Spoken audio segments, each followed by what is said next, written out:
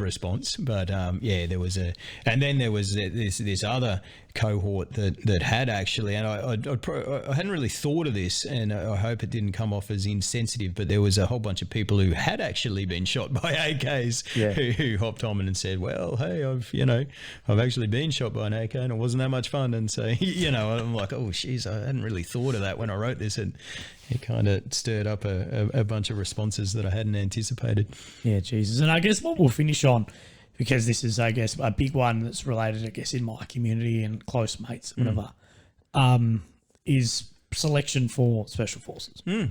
I guess any experiences and tips and whatever for them moving forward into that. I guess anything you'd give to young guys if they came to see you, which, of course, I've come with a couple of guys to see. But a lot wouldn't have the same privilege, I guess, geographically based, whatever. I guess where you'd put on it, what you'd say to them. Oh, I'm about 100,000 words into a book on that as well, and that's been a work in progress for years now, which has as much been me just having pennies drop over the years about what I didn't do well or what I think people can do better. And a lot of that is around the broad brush. I feel that the selection process is more a psychological process than it is a physical process. Now, that's not to underestimate the physical side of things. Of course, it's very physically taxing, but I mentioned before, the vast majority of people who withdraw at own request will do so well before they're physically exhausted or before their body gives up on them. So, that basically tells you that it's their mind is kind of giving up on them, or they're just mentally defeated by the course, because it is so overwhelming, and that's when I say that's across the board. It doesn't matter if it's a 4-day police tactical group selection course or a 3-week, Army Special Operations course, or the in-between, a 10-day, naval clearance diver course, if that CD thing's still 10 days. I mean, the concept is exactly the same. It's this horrendously overwhelming stress that is imposed on a person, and you can build a physical resilience against the physical component of that, and a lot of people do that pretty well. But in my opinion, that's the easy part, getting physically ready for selection, and normally there's some fairly clearly defined physical benchmarks. So you need to do a 20 clicker in this time, a 3.2 in that time, this amount of chin-ups, this amount of push-ups, and you need to put that in under the perspective or in the perspective of doing it when you're already a bit knackered. So I think that's a bit of a trap. It's if you can do a 20 clicker fresh just under the time required, then you're probably not there physically. You need to be able to do that when you're fatigued.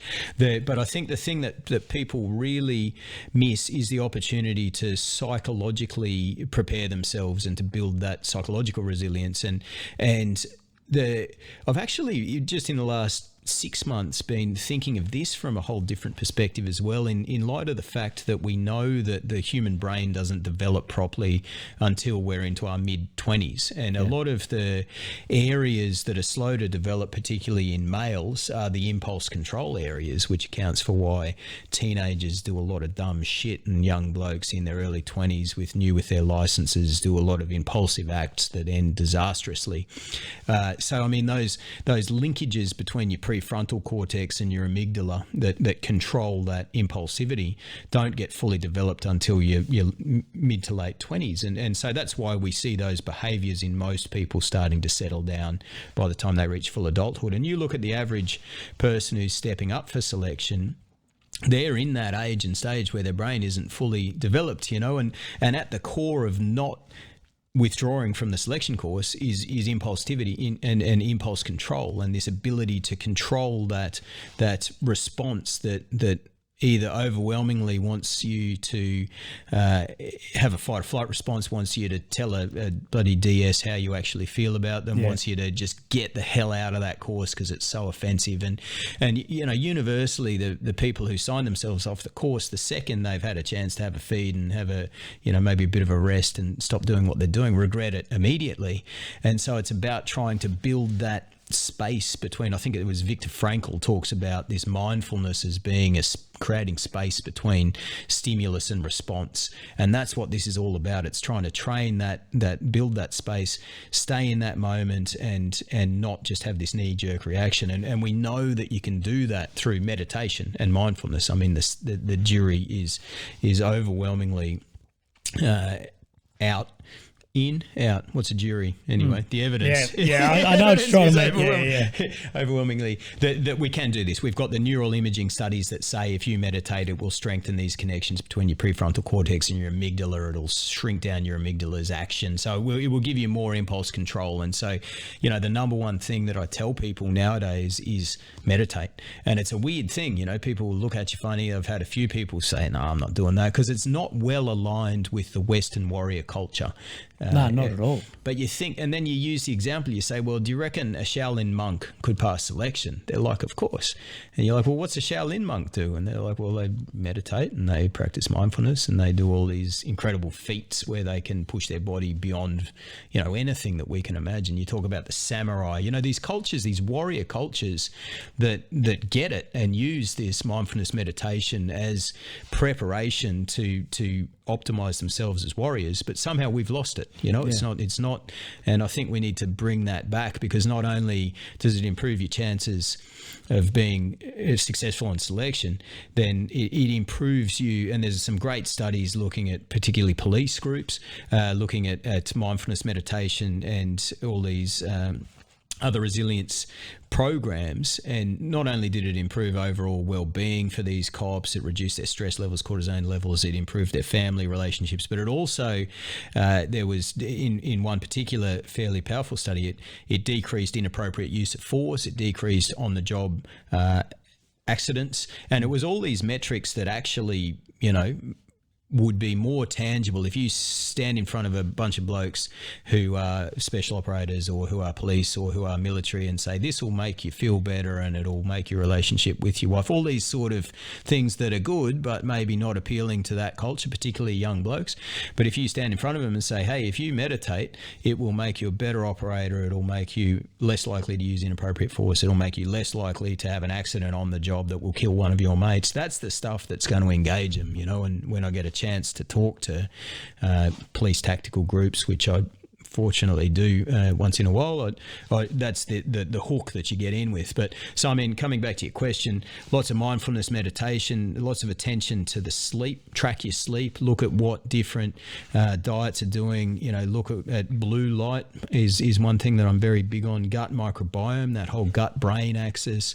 We've spoken about intermittent fasting and ketosis and just becoming metabolically flexible, I think is very important. I'm a big fan, as we discussed, of breathing activities, and a thing called static apnea charts that they use for freediving is what they've been developed for, but I don't do it in the water. I think that's you need to be very careful with that and do that don't hold your breath underwater. I had a good mate nearly drown doing that, but and people do die doing that, but certainly static apnea tables on dry land, the cold water stuff I think is great for psychological resilience.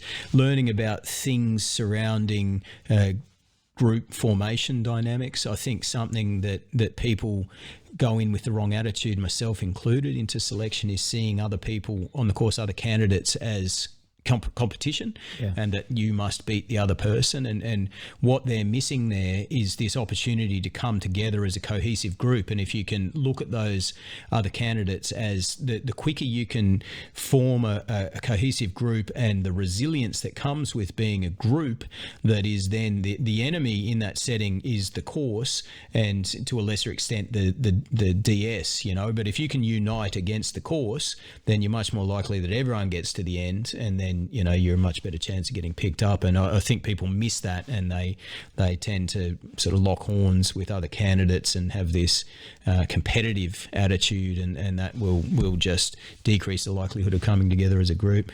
Conflict management strategies. I think a lot of people float through life not knowing how they manage conflict. It just happens, and they haven't given much thought as to different strategies that might be better or more appropriate. I think all of those sort of things, looking at your personality type, how that fits into a group. And I think when you look at the people that step up to selection, there's a certain filter that gets used to pre-select people to go on a course. And often you end up with a lot of people that are a pretty similar personality type, and then you're trying to make a group out of them. And so in society, we've got all types, and we form ourselves as this big societal group or subgroups that are going to have all different types.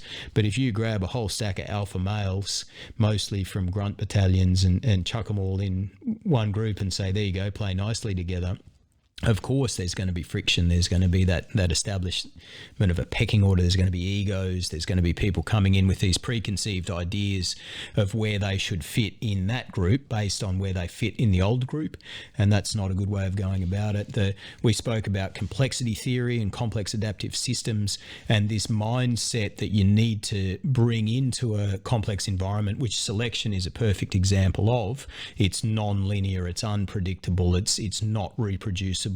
It's cause and effect is not in play. You can do something one day and get one response, do something the next day, get a completely different response. And that's by design. It's meant to unsettle you, and test you psychologically.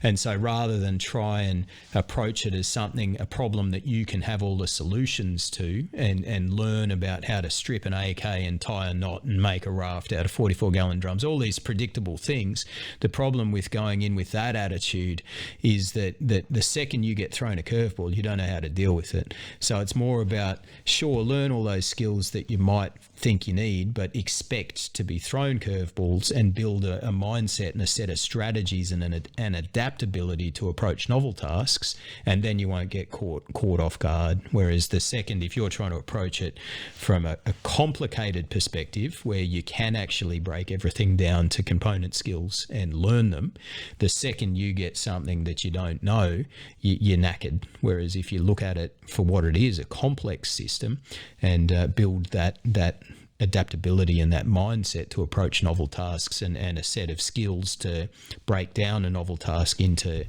something approachable, that's far better way of doing it. And that sort of starts to come into the growth versus fixed mindset. And there's some fantastic stuff by a lady by the name of Carol Dweck, talks about mindsets and growth mindsets. And that's another thing that I encourage people to look into and move towards a growth mindset, to be intrinsically motivated, so look hard at their motivations for why they're doing this, and make sure that they actually have that inner burn to do this for themselves, and they're not just doing it because they want to grow a beard and paint their rifle.